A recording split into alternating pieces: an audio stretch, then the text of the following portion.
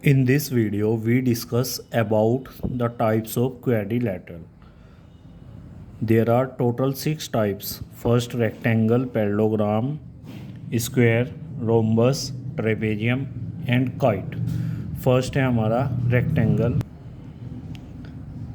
Rectangle में क्या होगा, इस तरह की इसकी शेप होगी ABCD। ये रेक्टेंगल है, इसका हर एक एंगल 90 डिग्री होगा, अपोजिट साइड इक्वल और पैरेलल होगी, जैसे साइड AB DC के इक्वल और AD BC के इक्वल, और ये अपोजिट पैरेलल भी होंगी। फिर इसके डायगोनल्स इक्वल होंगे, AC और BD इक्वल।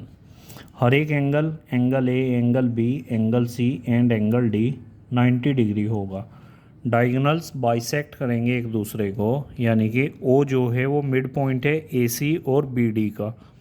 इसका मतलब ये हुआ कि AO, OC, BO, OD चारों इक्वल हैं और ये डायगोनल AC और BD के हाफ के इक्वल होंगे।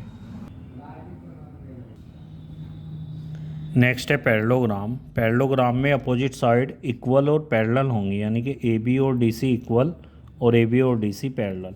इसी तरह AD और BC इक्वल और दोनों पैरेलल। इसके जो डायगोनल्स हैं वे बाइसेक्ट करेंगे एक दूसरे को, यानी कि AO, OC AC का हाफ, ऐसे BO और OD BD का हाफ, और अपोजिट एंगल इक्वल होंगे इसके, एंगल A एंगल C के इक्वल और एंगल B एंगल D के इक्वल। थर्ड टाइप है स्क्वायर। स्क्वायर की चारों साइड इक्वल होंगे, अपोजिट पैरेलल भी होंगी, यानी कि AB DC के पैरेलल और AD BC के पैरेलल, और चारों एंगल 90 90 होंगे। एंगल A B C और D कितना होगा, 90 डिग्री।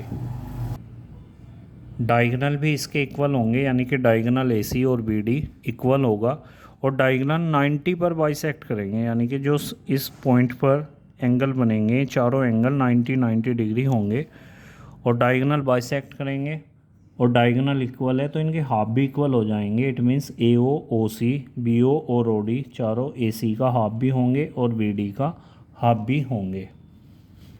नेक्स्ट है हमारा रोम्बस।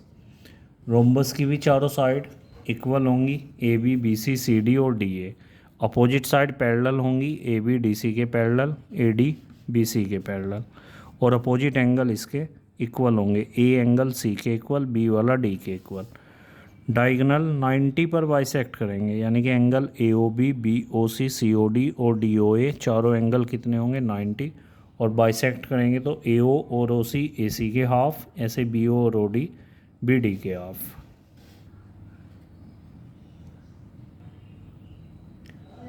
नेक्स्ट है ट्रेपेजियम। ट्रेपेजियम में बस दो साइड पैरेलल होंगी, जैसे AB और DC ये क्या होंगी, पैरेलल। फिर 6 है काइट। काइट में बस ये वाली साइड इसके इक्वल और ये साइड इसके equal. It means AB BC के इक्वल, AD CD के इक्वल।